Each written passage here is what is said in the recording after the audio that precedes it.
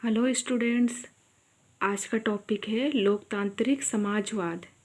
ये लोकतांत्रिक समाजवाद सेमेस्टर 6 के स्टूडेंट के लिए है। CC 13 पेपर से है।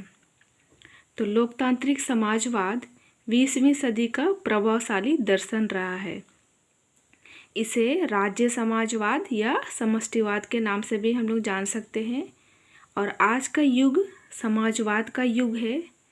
और इसे समाजवाद अवधारणा इसलिए कहा जाता है क्योंकि इसमें व्यक्ति से ज़्यादा समाज को महत्व दिया जाता है और आर्थिक क्षेत्र में जो भी असमानताएं हैं और शोषण है उसका अंत लोकतांत्रिक समाजवाद के द्वारा होता है।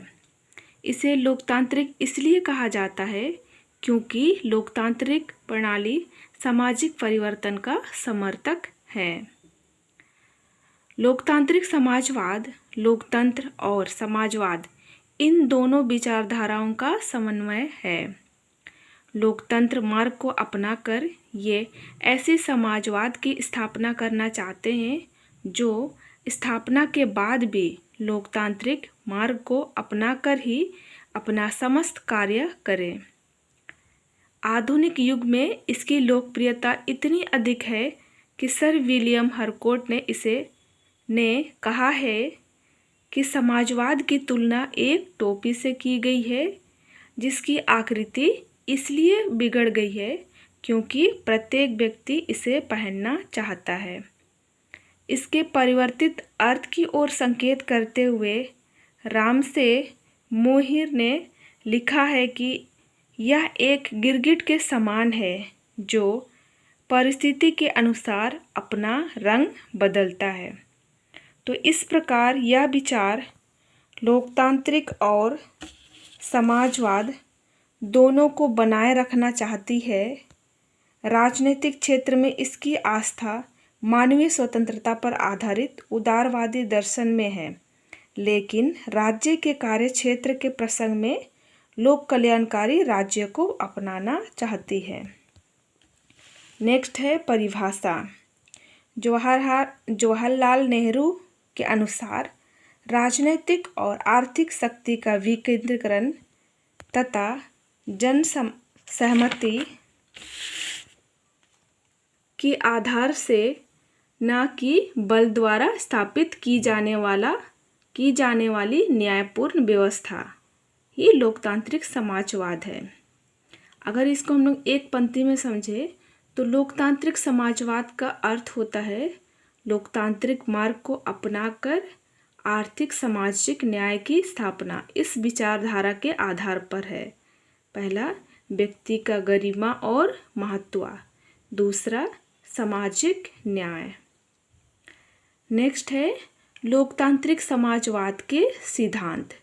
तो ब्रिटिश, अमेरिकन और भारतीय समाजवादियों द्वारा अपनी विचारधारा का जिस रूप में प्रतिपादन किया गया है उसके आधार पर लोकतांत्रिक समाजवाद का निम्नलिखित विशेषताएं हैं, जिसमें पहला विशेषता है पूंजीवाद और साम्यवाद दोनों का विरोधी। मतलब लोकतांत्रिक समाजवाद जो है पूंजीवाद और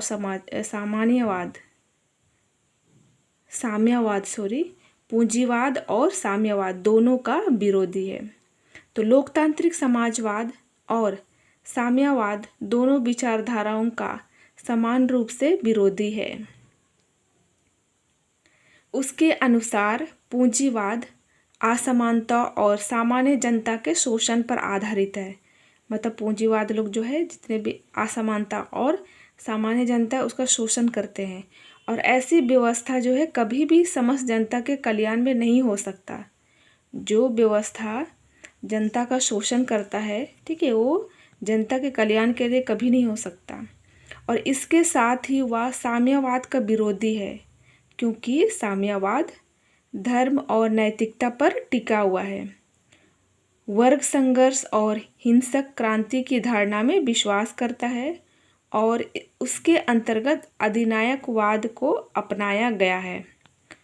तो ये तो दोनों के बारे में बताया गया है, पूंजीवाद और साम्यवाद क्या क्या सोचते हैं, मतलब उसका में क्या चीज़ है। तो लोकतांत्रिक समाजवाद के अनुसार ऐसी विचारधाराएं कभी भी मानव जीवन के लिए श्रेयस्कर नहीं हो सकते। दूसरा पॉइंट है मनुष्य एक नैतिक प्राणी है। तो साम्यवाद और पूंजीवाद दोनों विचारधाराओं में मानव को एक आर्थिक प्राणी माना गया है, लेकिन इसके विपरीत लोकतांत्रिक समाजवाद मानव को एक नैतिक प्राणी माना है।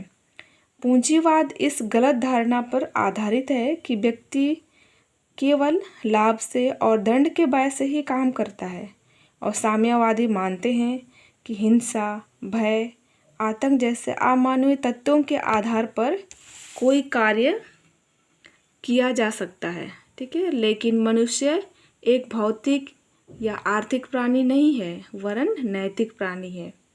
यह केवल भौतिक विचारों से ही नहीं, वरन आदर्शों और आशाओं से भी प्रभावित होती है तथा सहयोग, सामाजिक और भ्रातृत्व की भावनाओं के आधार पर भी काम करती है। नेक्स्ट है धर्म और नैतिकता में आस्था। लोकतांत्रिक समाजवाद मानव जीवन में धर्म और नैतिकता के महत्व को स्वीकार करता है, और उसका विचार है कि समस्त सामाजिक व्यवस्था धर्म और नैतिकता पर टिकी हुई है, और यदि इस आधार को मिटाने की कोशिश किया जाए तो समस्त सामाजिक व्यवस्था नष्ट हो जाएगी। लोकतांत्रिक समाजवाद के अधिकांश प्रतिपादकों द्वारा समाजवाद की प्रेरणा धर्म से ही प्राप्त की गई है, लेकिन कोई एक विशेष धर्म नहीं है ना। धर्म से भले ही प्राप्त किया है, लेकिन कोई विशेष धर्म नहीं होगा। सभी धर्मों में समान रूप से प्रतिपादित नैतिक और आध्यात्मिकता के सामान्य सिद्धांतों से ही है। नेक्स्ट है वर्ग संघर्ष की अपेक्षा वर्ग सामंजस्य में विश्वास, है ना। वर्ग में मतलब वर्गों में संघर्ष नहीं होगा, है ना। वर्गों के बीच तालमेल बनाए रखेंगे, उस पर लोग विश्वास करते हैं। तो साम्यवाद समाज में सदैव दो वर्गों की अस्तित्व में विश्वास करता है। इन दो वर्गों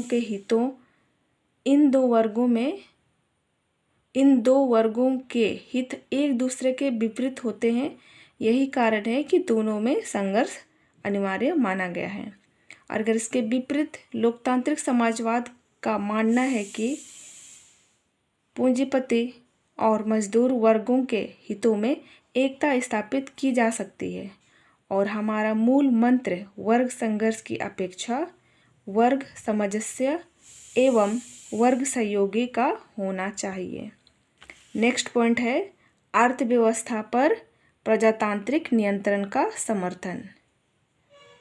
तो साम्यवादी विचारधारा आर्थिक स्वतंत्रता को ही व्यक्तियों के लिए आवश्यक मानती है।